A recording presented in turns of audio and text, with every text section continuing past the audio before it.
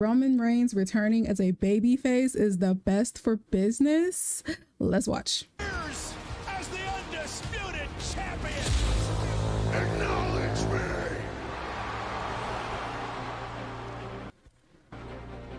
Roman Reigns has been the ultimate villain of professional wrestling for nearly 4 whole years now. It's a bit crazy to consider that he's now more associated with being a bad guy when WWE spent a painful 6 years trying to mold him into being the next big hero.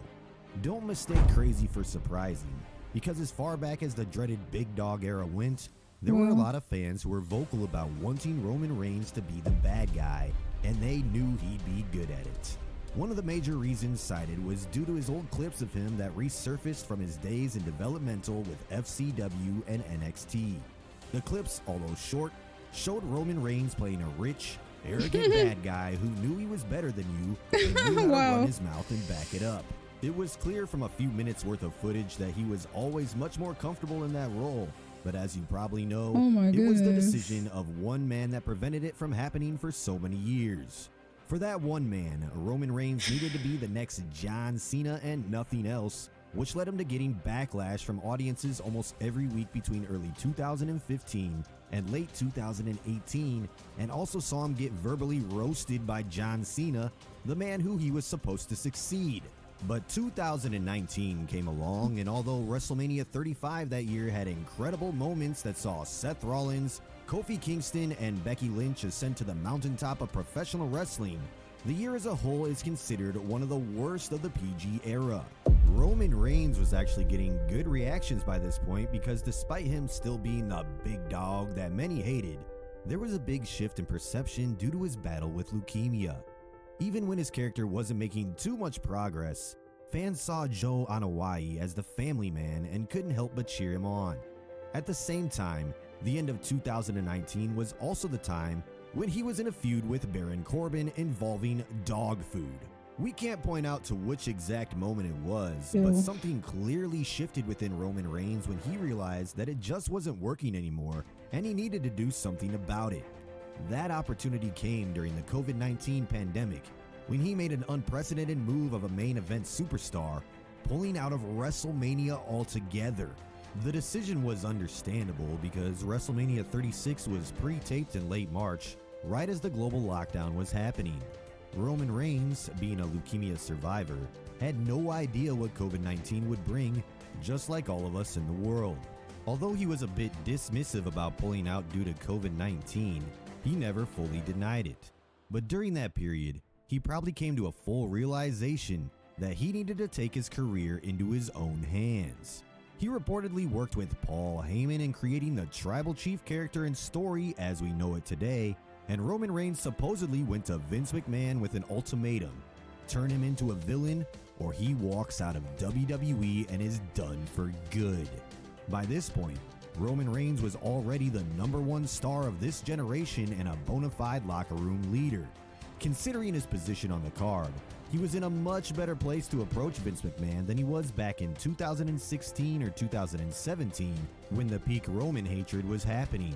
In reality, he probably knew for a very long time that he was in the wrong role, but he was earning millions of dollars and being thrust into the #1 spot in the industry. How many of you can really claim that you would deny that if you were in the same position?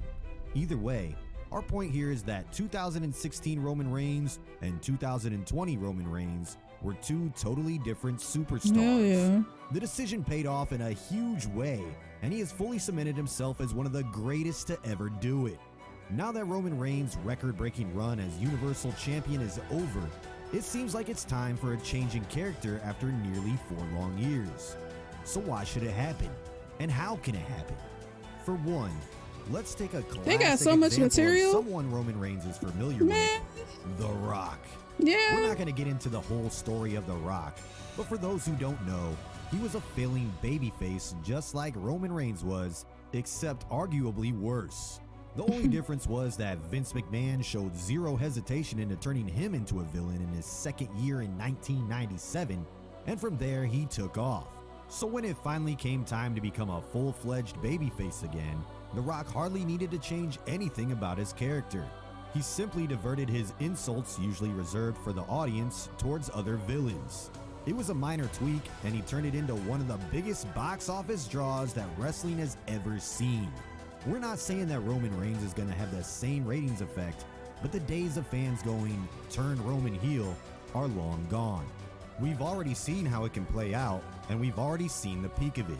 Change is necessary. This shit gonna get scary, bro. Considering that Roman Reigns It's gonna get has real achieved spooky. quite literally everything bearing a Money in the Bank briefcase, there isn't too much left for him to do.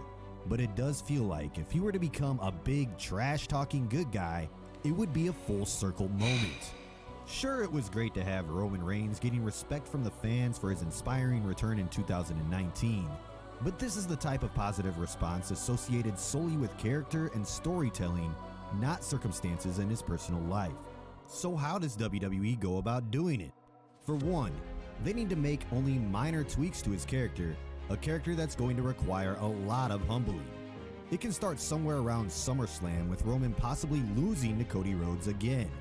It makes sense that Roman Reigns will return with the bloodline, and of course, he's going to get a massive pop when he's finally back. Right. It Oh looks my like God. WWE is already spinning the wheels of a possible bloodline dissension and civil war. With Roman gone for the time being, Solo Sikoa has taken command and replaced Jimmy Uso with Tama Tonga, a decision that was never confirmed to be one that Roman Reigns made. With Jacob Fatu also reportedly having signed with WWE and waiting to make his debut, it makes perfect sense for him to be a major figure in taking out Roman Reigns. There's a lot of stories that can be told here. We haven't That's what even I'm seen saying. Roman Reigns versus Solo Sikoa yet, let alone Roman Reigns versus a dominant force like Jacob Fatu. Survivor Series War Games This shit finna makes get perfect sense for ugly. there to be a bloodline civil war of sorts, with the Usos possibly reuniting to team up with Roman Reigns against the new bloodline. Although a 3-on-3 War Games match is admittedly a little odd. Perhaps there could even be a big twist where it turns out that The Rock was the puppet master the whole time. We know The Rock isn't coming back anytime soon, and when he last left, he seemed more like we could see a Rock versus Cody Rhodes match than a Rock versus Roman match.